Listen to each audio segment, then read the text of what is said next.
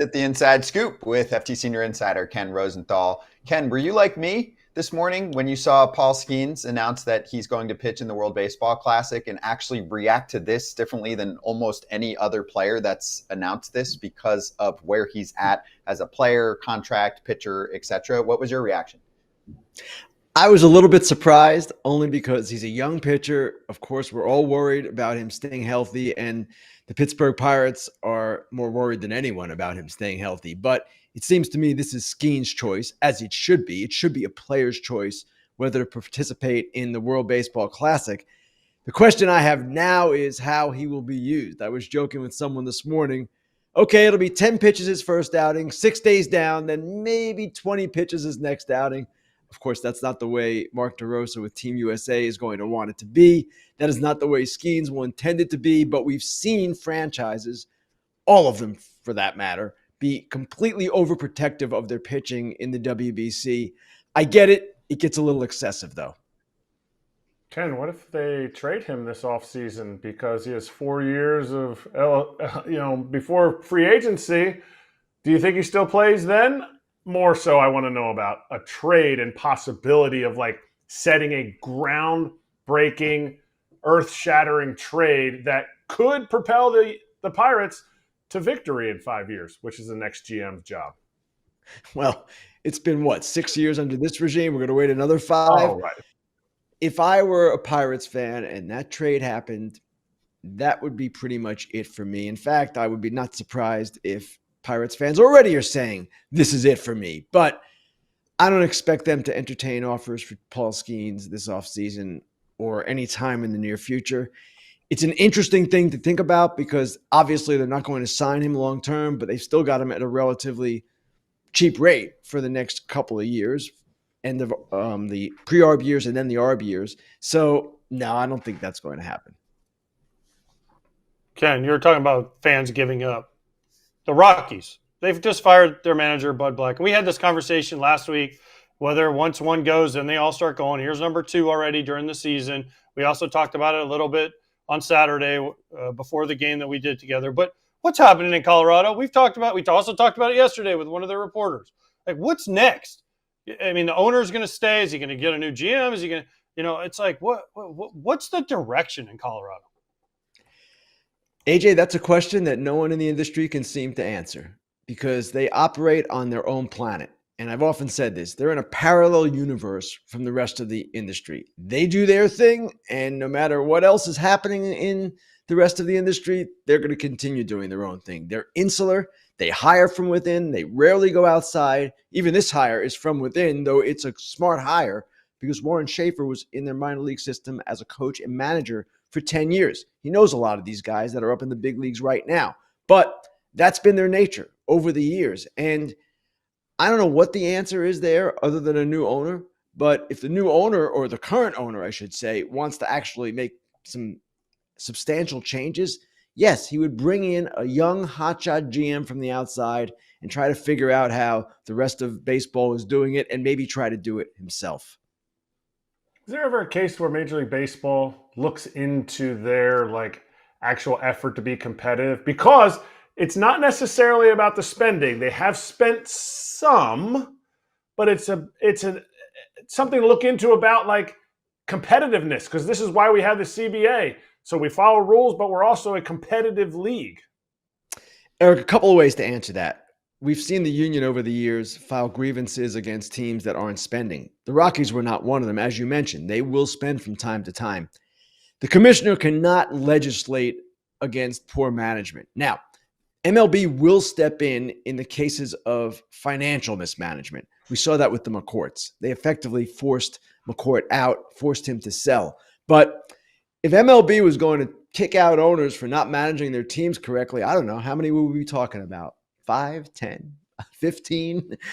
They can't do that. These owners are entitled to operate their franchises as they see fit, as long as there are not financial things going on that are improper. All right, let's go to the Mets starting pitching. Is this a long enough history with David Stearns to say this guy just finds pitching and he doesn't have to spend a ton of money on it? Good question, Eric. It's 2 years with the Mets for sure, where this has been a successful strategy. They've done it with Holmes and Canning. This year, we haven't seen Montas yet, of course, so that has not been a success. But last year with Minaya and Severino, for sure, they have been successful under Stearns doing this. Part of that is not just due to their ability to identify the right pitchers, but also to enhance their abilities once they get to the Mets. The Mets have been really good at this, making people better. Griffin Canning is exhibit A right now. So I don't know that I would say for sure David Stearns has it figured out. I don't believe David Stearns would tell you he has it figured out, but his clear preference is not to go big on starting pitching. And when I say big, I mean 3 or 4 years beyond that in a term, and then, of course, huge money. They've done that to a degree, huge money with Verlander and Scherzer, but Stearns' way is different than that, ultimately. And we'll see if it can be a year after year thing. To me, you're taking a chance if you do it that way, and occasionally you have to maybe go into the market and get, I don't know, the best pitcher available.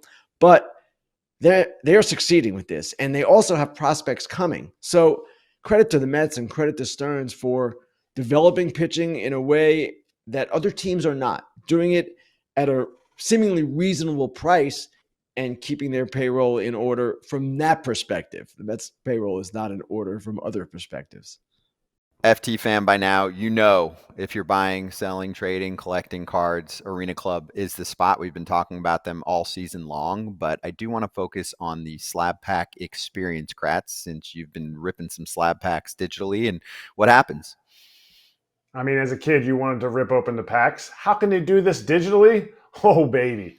This is exciting. How the graphics come out and everything. And, oh, yeah, the card that you pull, you can actually get that, John, physically. So it's perfect. It's all in one place, and it's a super exciting experience.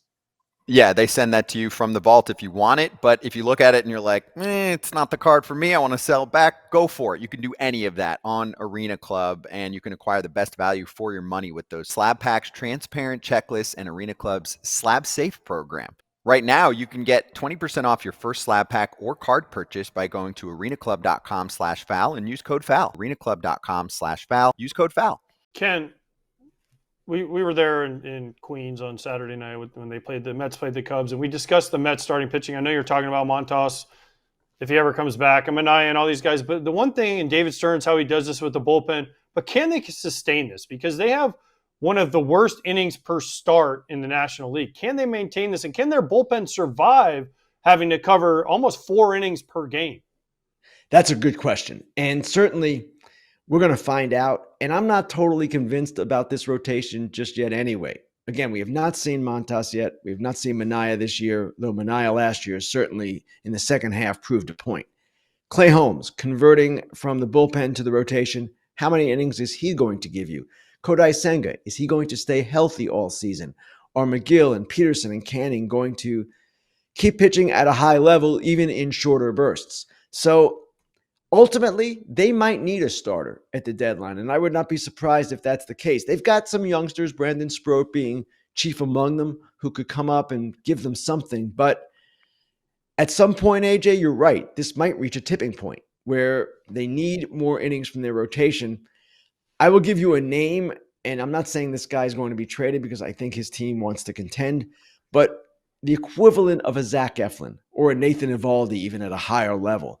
I don't expect either of those guys necessarily to move, but they're both stable innings type guys, and beyond that, they're quality major league pitchers. So yeah, the Mets probably could use someone like that and might ultimately go for someone like that. I want to talk about the best offense in the National League right now, the Chicago Cubs, or the most runs, whether it's best offense or not.